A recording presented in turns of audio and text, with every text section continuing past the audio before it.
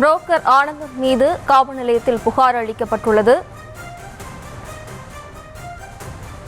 பள்ளிப்பாளையம் காவல் நிலையத்தில் புரோக்கர் ஆனந்தன் மீது புகார் மனு கொடுத்துள்ளனர். தொடர்பான கூடுதல் விவரங்களோடு இணைக்கிறார் நமது செய்தியாளர் தங்கமணி. வணக்கம் தங்கமணி, முழு விவரம். வணக்கம். நாமக்கல் மாவட்டத்தையே ஒழிக்கின்ற வகையில் நாமக்கல் குமராபாளையம் பள்ளிப்பாளையம் பகுதிகளில் விசைத்தறி கூலி பெண்மணிகளை குறிவைத்து கிட்னி திருடப்பட்ட சம்பவம் காலை முதலே இருந்து பெரும் பரபரப்பை ஏற்படுத்தி இருக்கின்றது. தொடர்ந்து வருவாய்த்துறை, காவல்துறை மற்றும் மாவட்ட சுகாதாரத்துறை சார்பில் 3 குழுக்களாக பிரிந்து புரோக்கர் மீது கடும் நடவடிக்கை எடுப்பதற்காக அவர் வீட்டிற்கு சென்றனர். அப்போது புரோக்கர் ஆனந்த் என்பவர் வீட்டினை பூட்டிவிட்டு தற்போது தலைமறைவாக இருக்கின்றார். தொடர்ந்து புரோக்கர் ஆனந்தனை பிடித்தால் மட்டுமே இந்த நாமக்கல் மாவட்டத்தில் எத்தனை பெண்மணிகளை குறிவைத்து பணத்தை ஆசை வார்த்தை காட்டி அவர்களிடமிருந்து கிட்னி பறிக்கப்பட்டது என பல்வேறு கோணங்களில் தற்போது வருவாய்த்துறை உட்பட சுகாதாரத்துறை, காவல்துறையினர் தற்போது களத்தில் இறங்கியிருக்கின்றனர்.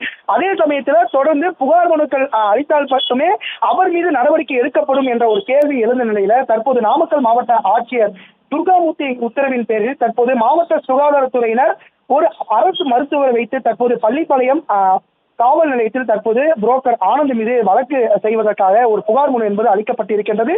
இது தொடர்பாக மாவட்ட சுகாதாரத்துறை இணை இயக்குனர் ராஜமோகன் தொலைபேசி வாயிலாக தொடர்பு கொண்டு கேட்டபொழுது ஆனந்தனை பிடித்தால் மட்டுமே இதற்கு பின்னாடி உள்ள மாஃபியாக்கள் மீது கடும் நடவடிக்கை எடுக்கப்படும். அதே சமயத்தில் இது மாதிரியான எந்த மருத்துவமனையில் இந்த கிட்னி எடுக்கப்பட்டதோ அந்த மருத்துவமனையில் சென்று நேரில் விசாரணை செய்து அந்த மருத்துவமனையுடைய உரிமத்தை ரத்து செய்வதற்கான அளவில் தற்போது விசாரணை என்பது நடைபெற்று வருகிறது என்றும், தொடர்ந்து ஓரிரு நாட்களில் ஆனந்தனை பிடித்து உரிய விசாரணை நடத்தப்படும் என தற்போது தெரிவித்துள்ளனர்.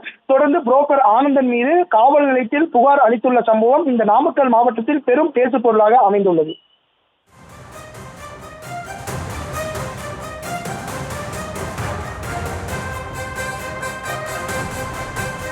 விவரங்களுக்கு நன்றி தங்கமணி.